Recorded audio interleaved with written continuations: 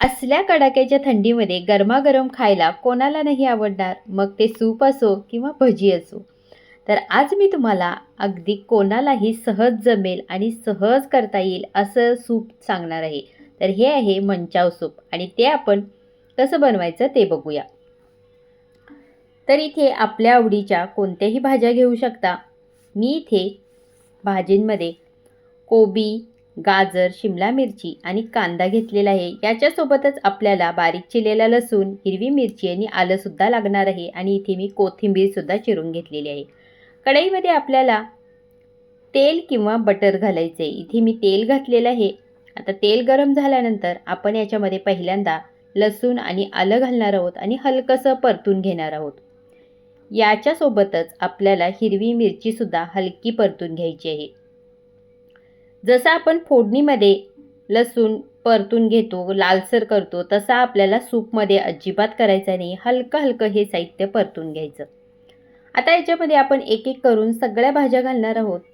आता इथे मी कांदा, कोबी, शिमला मिरची, गाजर हे सुद्धा याच्यामध्ये घातलेलं आहे आणि या भाज्यासुद्धा आपल्याला हलक्या परतून घ्यायच्या. सूपमध्ये कोणत्याही भाज्या घातलेल्या ओव्हरकुक करायच्या नाहीत.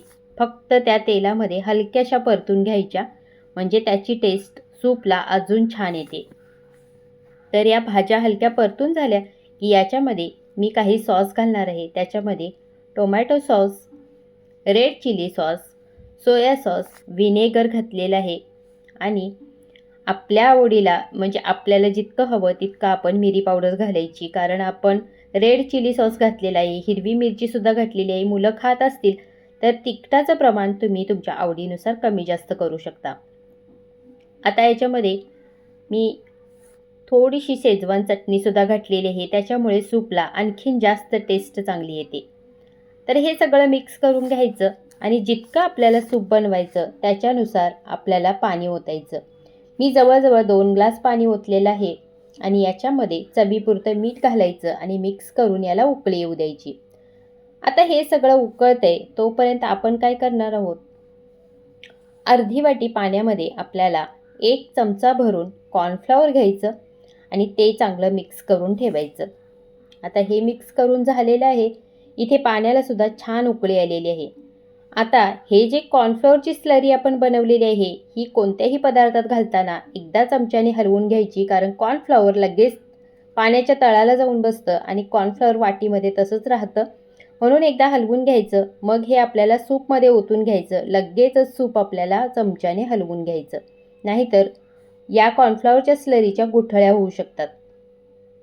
आता सुपाचा दाटसरपणा तुम्ही बघू शकताय, ना जास्त पातळ ना जास्त घट्ट, मध्यम कन्सिस्टन्सीमध्ये हे सूप ठेवायचं, म्हणजे प्यायलासुद्धा तितकंच छान लागतं. आता गरमागरम हे सूप आपण सर्व करायचं. घरात जर कोणाला सर्दी, खोकला, तापामुळे तोंडाला चव नसेल ना, तर हे सूप नक्की प्यायला द्या.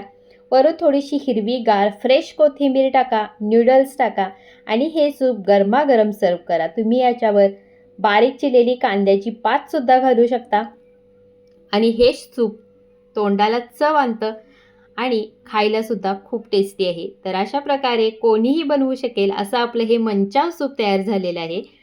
आणि ही रेसिपी तुम्हाला कशी वाटली मला कमेंट करून नक्की सांगा आणि घरी ही रेसिपी नक्की ट्राय करा. ही रेसिपी तुमच्या फॅमिली फ्रेंड्ससोबतसुद्धा शेअर करा आणि तुम्हीसुद्धा या थंडीच्या दिवसात या सूपचा मनसोक्त आस्वाद घ्या आणि चॅनलला लाईक, शेअर आणि सबस्क्राईब करायला विसरू नका.